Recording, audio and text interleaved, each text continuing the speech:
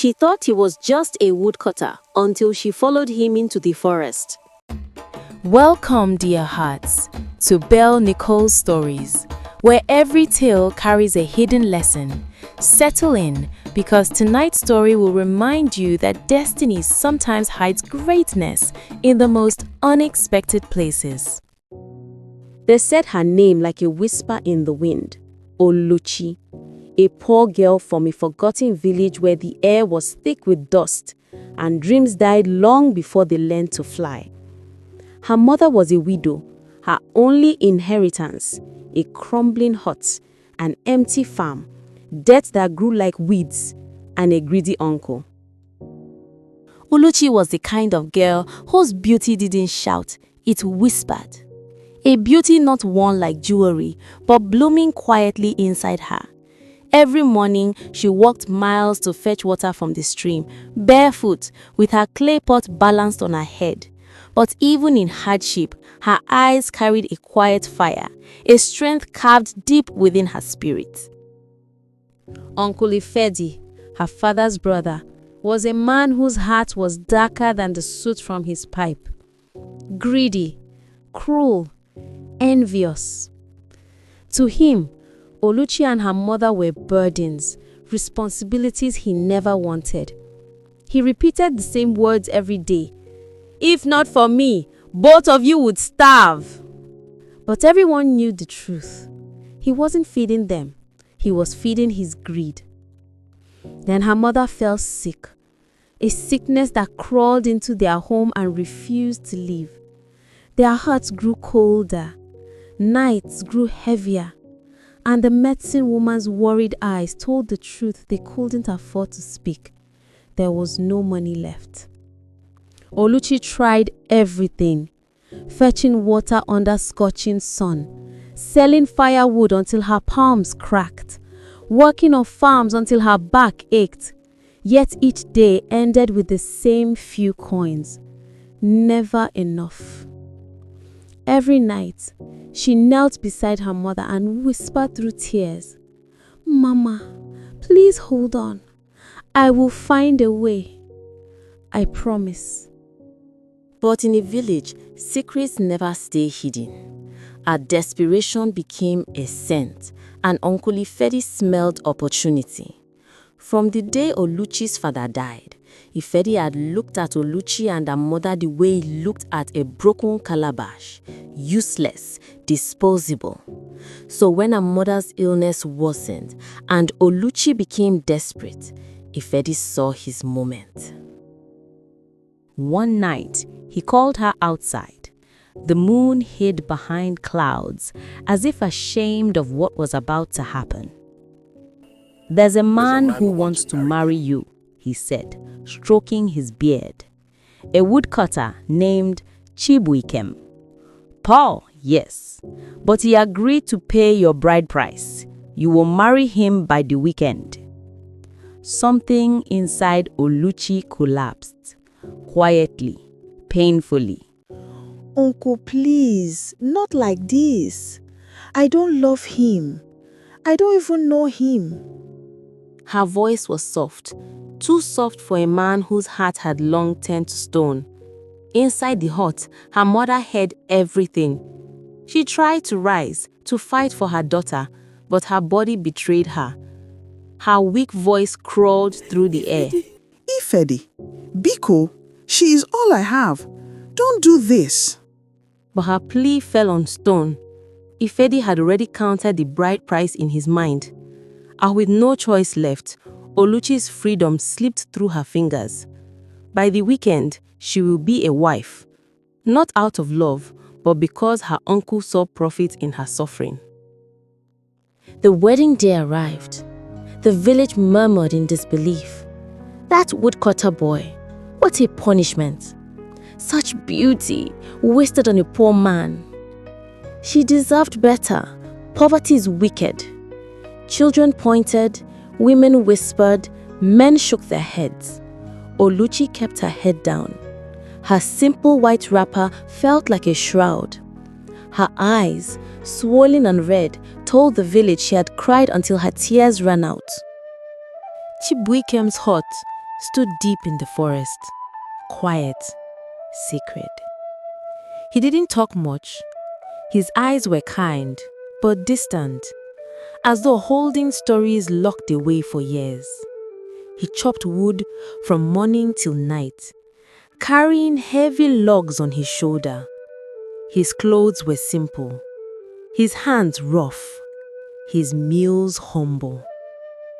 To Oluchi, it felt like another prison. Yet, despite everything, Chibuikem treated her with a gentleness she didn't understand.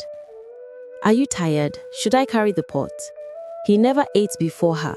He never shouted. When she cried quietly at night, he pretended not to hear, but she knew he did. At night, he sat outside, staring into the dark forest, as if listening to ghosts only he could hear. And she wondered, who exactly did I marry? One morning, she followed him secretly into the forest. He walked deeper than usual, into the silent, cool, almost holy parts of the woods. Then she saw it, a rusted truck hidden under branches. Chibuikem looked around, pulled out a key, and opened it. Inside were boxes. He opened one, and Oluchi's blood froze. Bundles of cash, dollars, stacked, untouched by time. Her soft gasp betrayed her. He turned slowly. You shouldn't have followed me, Orly. No anger, only sadness. That night, he told her everything. I'm not a poor man. I am the son of Chief Emeka, billionaire owner of Megdi Holdings in Lagos. When my father died, my family fought over the company. They forged documents, bribed officials, and when I refused to sign away my inheritance, they tried to kill me. I escaped with only my father's emergency funds, working as a woodcutter, waiting for the right moment to return. Oluchi's breath trembled. "So why live like this?" she asked. He smiled, soft and sad, because he learned that peace isn't found in riches, and real love is easier to recognize when wealth isn't blinding the eyes. The humble man she pitied was a billionaire in hiding. The burden she thought she carried was her destiny. When he took her to the city, she could barely breathe. Skyscrapers, marble floors, shimmering lights, servants bowing. "Welcome back," said Chibuikem. Her knees weakened. You're truly rich? She whispered.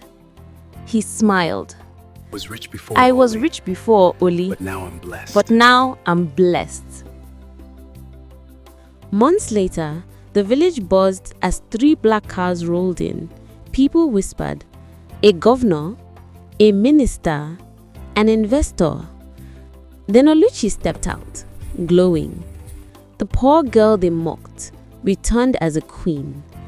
Chibuikem rebuilt the village, the market, the well, the school. He paid farmers' debts. He created scholarships in Oluchi's name. And when the elders gathered to thank him, Chibuikem simply said, "The village that mocked my wife will rise because of her." Oluchi ran to her mother's hut immediately, heart trembling. Her mother burst into tears of joy the moment she saw her. My child, look at you." She touched Oluchi's cheeks as though touching a miracle. Chibuikem knelt. "Mama, your daughter is safe," he said. "And from today, you will never know suffering again." He arranged for the best doctors, the best treatment, the best food. Within weeks, her mother's strength returned. Not fully, but enough to laugh again, enough to feel alive. She often prayed aloud. God, you hide blessings in places we cannot see. Thank you for giving my daughter joy. When Uncle Ifedi realized who Chibuikem truly was, he nearly collapsed. Chineke, so all this time, I forced her to marry a billionaire? He gripped his head. Fear ran through him like fire. He approached Oluchi with a fake smile. My daughter, my beloved niece, I always knew you would succeed. You see, marriage is good. He reached for her hand. Oluchi stepped back. You sold me, uncle, not out of love, but greed. Chiboikem added softly, Ifedi, your cruelty built the road that led my wife to me, and for that I will not punish you. Ifedi blinked, confused, but I will never reward wickedness. And with that, Chiboikem turned away, leaving Ifedi in the dust of his own greed. That humiliation became the beginning of Ifedi's downfall. People stopped trusting him. Families stopped visiting. His reputation, once built on fear, crumbled into silence. Because destiny has a way of balancing its books. That night, under warm golden lights, Oluchi rested her head on Chibuikem's chest. I once thought I married a poor man. And I once thought I was hiding from the world. I was only waiting for you. And so, dear viewers, the moral lesson of this story: never underestimate humble beginnings. Never mock a quiet life. Because sometimes, the man who seems to have nothing is only waiting for the right heart to give him everything. And remember, never judge a man by the work he does. His purpose may be greater than your imagination. Thank you so much for watching, dear hearts. If you enjoyed this story, please support my growing channel by hitting the like button. It helps this message reach more beautiful souls. Don't forget to subscribe to Belle Nicole Stories for more heart-touching tales. Until next time, stay kind, stay warm, and keep love close. Bye for now.